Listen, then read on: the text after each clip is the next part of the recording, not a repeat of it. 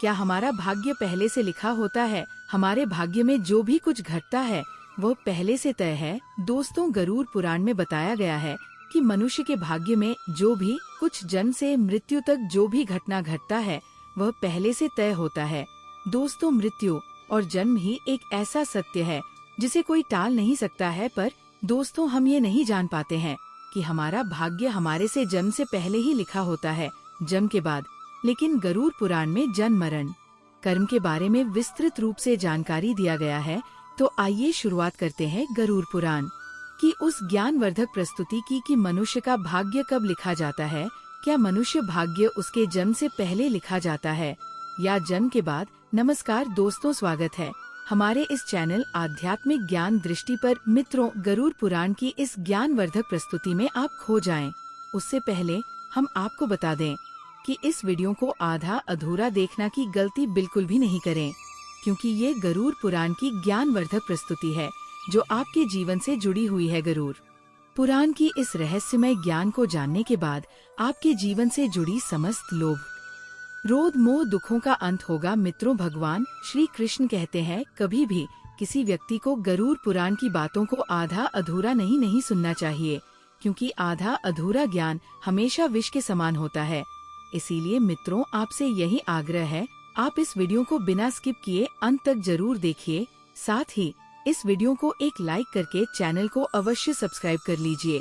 और हाँ दोस्तों, कमेंट बॉक्स में जय श्री कृष्णा लिखकर ईश्वर को आप अपना आभार व्यक्त जरूर कर दीजिए। इससे आपके जीवन से सभी दुखों का अंत होगा। आइए दोस्तों, जानते हैं गरुड़ पुराण में श्री कृष्ण ने बताए हैं कि हर मनुष्य के जीवन में जो कुछ भी होता है वह जन्म से पहले से तय होता है, उसे कोई टाल नहीं सकता है। दोस्तों, गरुड़ पुराण हमें जन्म मरण से लेकर वर्तमान जीवन कैसे जिए ये सभी चीजों के बारे में सिखाते हैं। आइए दोस्तों, आज हम एक कथा के माध्यम से जानते हैं कि हमारा भाग्य जन्म से पहले लिखा जाता है या जन्म के बाद, जो गरुड़ पुराण और स्कंद पुराण के द्वारा बताया गया है, जो श्री कृष्ण ने स्वयं नारद से बतलाया था। आज हम उन्हीं कथा को जानेंगे। मित्रों, एक समय की बात है, द्वारका नगरी में श्री कृष्ण अपने दिव्य आसन पर बैठे हुए थे। तभी देवर श्री नारद नारायण नारायण का जाप करते हुए उनके पास पहुँचते हैं और उन्होंने प्रणाम करके कहा है, प्रभु आप त्रिकालदर्शी है। मैंने सुना है कि जो जीव मनुष्य जन्म लेता है, क्या उसका भाग्य पहले से लिखा होता है? प्रभु, मैं जानना चाहता हूँ कि मनुष्य के साथ जो कुछ घटना घटित होती है वह उसके जन्म से पहले तय होती है या वह पिछले जन्म का भोग भोगता है? क्या ये सत्य है या हम अपनी मेहनत और कर्मों से इसे बदल सकते हैं? फिर भगवान श्री कृष्ण नारद की बात सुनकर मुस्कुराए और बोले, है नारद, आपका ये प्रश्न बहुत ही गुण और महत्वपूर्ण है, जो मानव जाति के लिए उसके जन्म, कर्म और मृत्यु पर आधारित है। फिर कृष्ण बोले हैं, नारद, मैं तुम्हें एक कथा सुनाता हूँ जो न केवल तुम्हारे इस प्रश्न का उत्तर देगी, बल्कि हर मनुष्य के लिए एक चेतावनी और प्रेरणा भी होगी। तुम इस कथा को पूरे ध्यान पूर्वक आखिरी तक सुनो। कृष्ण बोले हैं, नारद, ये गरुड़ पुराण की है। जो ये कथा को आधा अधूरा सुनने की गलती करता है उस पर भारी संकट आती है, क्योंकि आधा अधूरा ज्ञान हमेशा विष के समान होता है। कृष्ण बोले हैं, नारद, इस कलयुग भरी संसार में जो मनुष्य इस कथा को पूरे ध्यान पूर्वक आखिरी तक सुन लेगा और समझ लेगा, उसका इस संसार से सभी पाप, कर्म, क्रोध, मोह से मुक्ति मिलेगा। फिर नारद बोले हैं, प्रभु, मैं उस कथा को पूरे ध्यान पूर्वक आखिरी तक सुनूंगा। आप उस कथा को निश्चित हो सुनाए। फिर श्री कृष्ण ने नारद को वह कथा सुनाते हुए कहा है, नारद, प्राचीन काल में एक विशाल और समृद्ध राज्य था जिसका नाम अक्षयपुरी था।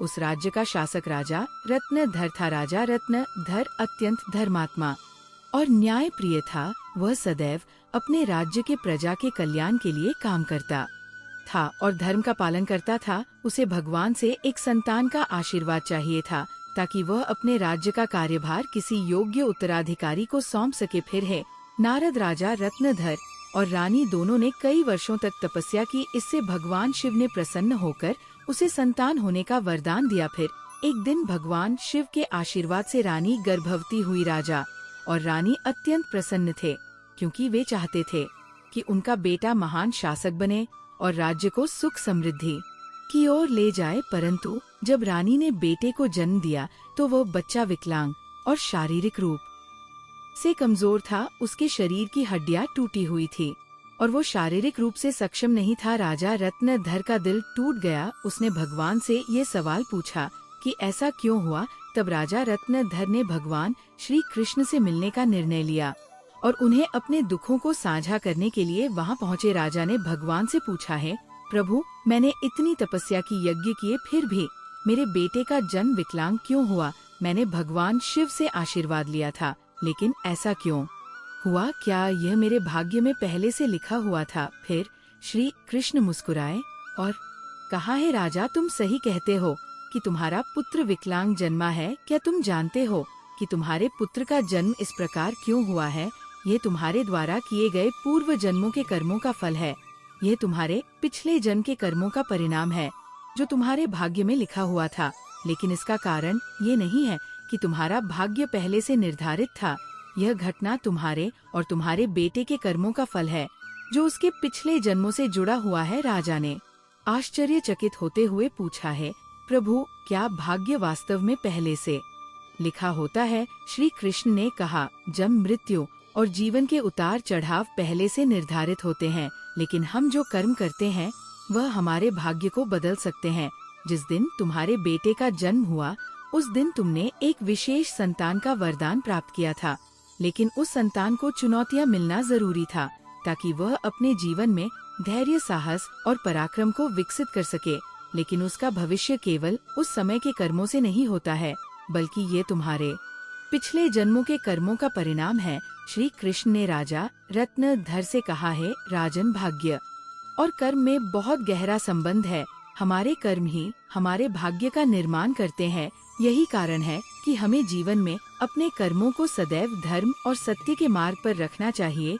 श्री कृष्ण ने कहा है, राजन, जो कुछ भी तुम्हारे जीवन में घटित होता है वह तुम्हारे पिछले जन्म के कर्मों का परिणाम है। यदि तुम्हारा बेटा विकलांग जन्मा है तो ये उसकी आत्मा के पिछले जन्म के कर्मों का फल है। जब तुम एक पुण्य आत्मा के रूप में जन्म लेते हो तो तुम्हारे जीवन में कठिनाइयाँ और संग जरूर होंगे, क्योंकि इस दुनिया में हर आत्मा को कुछ न कुछ कष्ट भोगना पड़ता है ताकि वह अपने पिछले कर्मों को समाप्त कर सके। लेकिन याद रखो, तुम्हारे बेटे के जीवन में जो कठिनाई है वह उसकी परीक्षा है। यदि वह धैर्य और साहस से इन कठिनाइयों का सामना करता है तो वह अपने भाग्य को बदल सकता है। एक दिन वह वही कार्य करेगा जिसकी कल्पना तुमने अपने जीवन में की थी। मित्रों, फिर राजा रत्नधर ने पूछा है, प्रभु, क्या मैं और मेरे पुत्र अपने भाग्य को बदल सकते हैं? श्री कृष्ण ने उत्तर दिया, बिल्कुल, तुम दोनों ही अपने भाग्य को बदल सकते हो। तुम हारे बेटे के जन्म के समय जो विकलांगता थी वो उसके कर्मों का फल था, लेकिन उसका भविष्य तुम्हारे अच्छे कर्मों पर निर्भर करता है। यदि तुम उसे साहस, धैर्य और आत्मविश्वास से भर दोगे तो वह अपने भाग्य को बदल सकता है।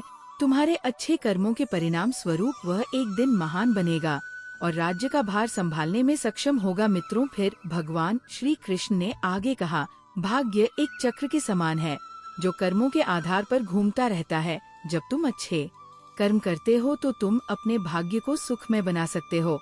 फिर आगे श्री कृष्ण से राजा रत्नधर ने कहा, क्या भाग्य निश्चित रूप से पिछले कर्मों से जुड़ा होता है? श्री कृष्ण बोले, हाँ, लेकिन उसे बदलने की शक्ति तुम्हारे हाथों में है। यदि तुम अच्छे कर्म करते हो तो वह तुम्हारे भाग्य को भी सुधार सकते हो। साथ ही भक्ति, साधना और सेवा से भाग्य बदला जा सकता है। भगवान की भक्ति से ईश्वर को प्रसन्न करके हम अपने भाग्य को बदल सकते हैं।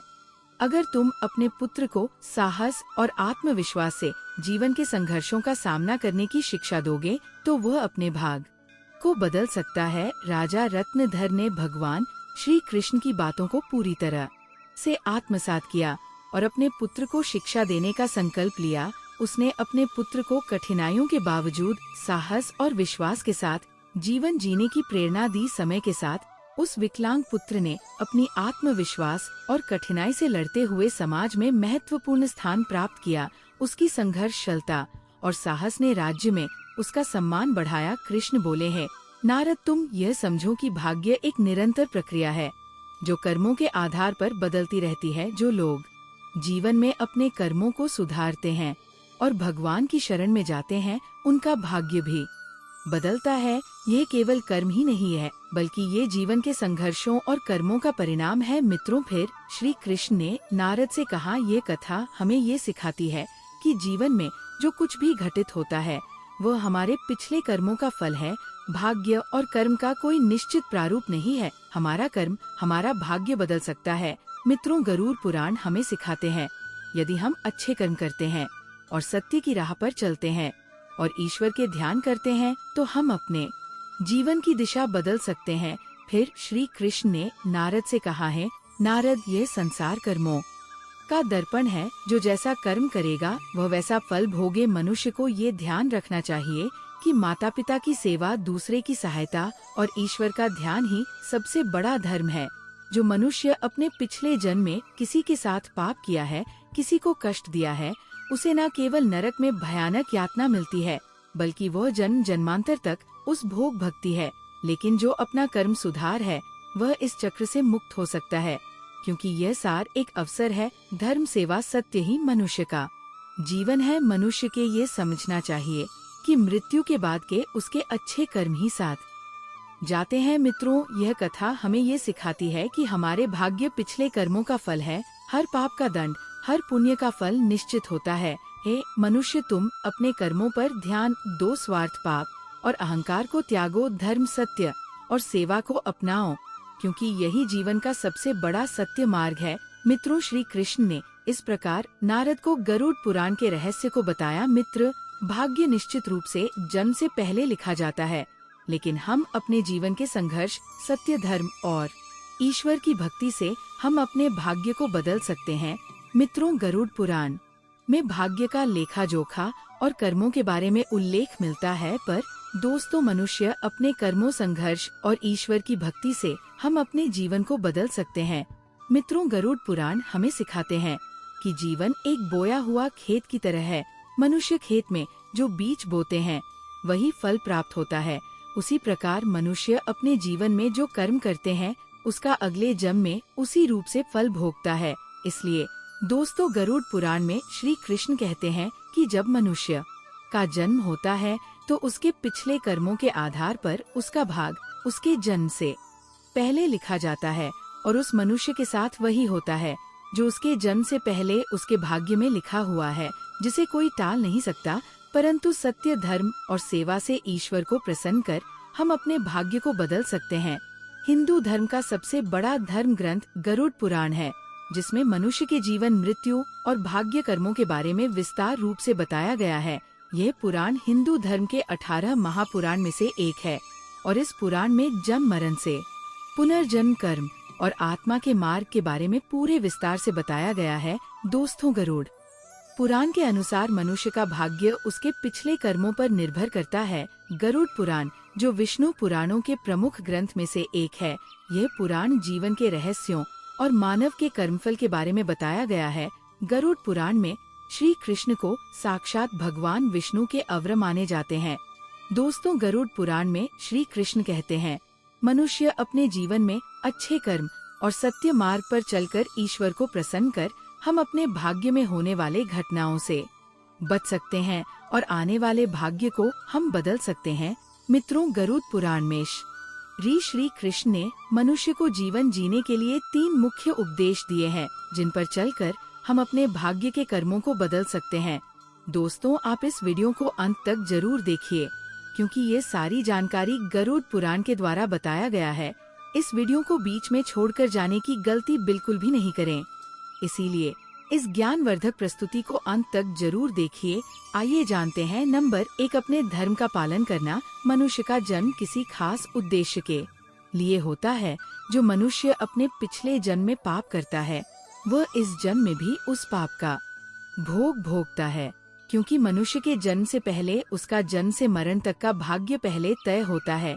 इसलिए दोस्तों, गरुड़ पुराण में श्री कृष्ण ने बताया है, मनुष्य को हमेशा धर्म और सत्य का पालन करना चाहिए। इससे हमारे पिछले जन्म के पाप से बच सकते हैं। ईश्वर की भक्ति से हम अपने जीवन को बदल सकते हैं। हम सभी ऊंचाई तक पहुंच सकते हैं। दोस्तों, ये जीवन एक अनमोल उपहार है। आप इसे व्यर्थ ना जाने दें। सही कर्म और धर्म का पालन से हम अपने जीवन को अगले जन्म में होने वाले घटनाओं से बच सकते हैं। ये न केवल आपके लिए है, बल्कि इसे पूरे समाज और दुनिया के आप प्रेरणा का स्रोत बन सकते हैं। नंबर 2, माता पिता सेवा और आदर करना। दोस्तों, गरुड़ में श्री कृष्ण कहते हैं कि मनुष्य को हमेशा अपने माता पिता की सेवा करनी चाहिए, क्योंकि माता पिता के ही चरणों से तीनों लोगों का स्वर्ग है। जो लोग माता पिता को नहीं मानते, उनका आदर नहीं करते, उन्हें न केवल नरक में भयानक यातना भोगनी पड़ती है, बल्कि उसके अगले जन्म में भी भारी संकट भोगना पड़ता है, और वह मनुष्य अपने पाप का परिणाम जन्म जन्मांतर तक उस कर्म का भोग करता रहता है। नंबर 3, अहंकार। दोस्तों, गरुड़ पुराण में श्री कृष्ण ने बताया है, मनुष्य का सबसे बड़ा शत्रु उसका अहंकार होता है, जो मनुष्य को अपने कर्मों से दूर कर देता है। जिस मनुष्य के मन में यह प्रवेश कर जाता है, वह मनुष्य अपने जीवन को उस ओर ले जाता है जहां उसे संकट के सिवा कुछ और नहीं मिलता। उस व्यक्ति को न केवल नरक में भयानक यातना भोगनी पड़ती है, बल्कि वह व्यक्ति अपने आने वाले भाग्य को भी नरक की ओर ले जाता है। इसलिए मनुष्य को हमेशा सत्य, धर्म और प्रेम की भावना रखना चाहिए। इससे वर्तमान जीवन और आने वाले भाग्य हमेशा खुशहाल रहे। मित्रों, गरुड़ पुराण हमें सिखाता है, ये जीवन हमारे कर्मों का फल है। ये ग्रंथ हमें ये समझने की प्रेरणा देता है कि अपने जीवन से धर्म, सत्य, परोपकार का पालन करना ही सबसे बड़ा कर्तव्य है। आत्मा की मुक्ति और अगले जन्म में उच्च योनि प्राप्त करने के लिए मनुष्य को अपने कर्मों को ध्यान में रखना चाहिए। मित्रों, गरुड़ पुराण हिंदू धर्म के महान ग्रंथों में से एक है। यही हमारे जीवन को सही दिशा में चलने का ज्ञान देता है, जो हमें ये सिखाता है कि मनुष्य का भाग्य उसके कर्मों और ईश्वर की इच्छा का परिणाम होता है। यह ग्रंथ न केवल जीवन और मृत्यु के रहस्यों के बारे में बताता है, बल्कि ये भी समझाता है कि मनुष्य अपने जीवन को किस प्रकार सही दिशा में ले जा सकता है। गरुड़ पुराण में मनुष्य के जन्म मरण से लेकर वर्तमान जीवन कैसे जिए, इन सभी चीजों के बारे में विस्तार से वर्णन किया गया है। मनुष्य के जीवन से लेकर मृत्यु तक की सारी जानकारी इस धर्म ग्रंथ गरुड़ पुराण में बताया गया है। मनुष्य जीवन में जो कुछ घटित होता है, वह हमारे पिछले जन्म का फल है। दोस्तों, गरुड़ पुराण हमें यह सिखाता है कि भाग्य केवल कर्मों का फल है। भले ही भाग्य जन्म से पहले लिखा हो, पर हम अपनी कर्मों से इसे बदल सकते हैं। मित्रों, जीवन एक दुर्लभ अवसर है, जिसे सही दिशा में ले जाकर हम आत्मा को मोक्ष की ओर अग्रसर कर सकते हैं। धन्यवाद। दोस्तों, गरुड़ पुराण के द्वारा सभी बतलाए गए बातों को अवश्य ध्यान में रखें और सत्य की राह पर चलें। इससे आने वाले जीवन अत्यंत सुखद हो। और दोस्तों, वीडियो अच्छा लगा तो इस वीडियो को लाइक करके कमेंट में जय श्री कृष्ण जरूर लिख दीजिए।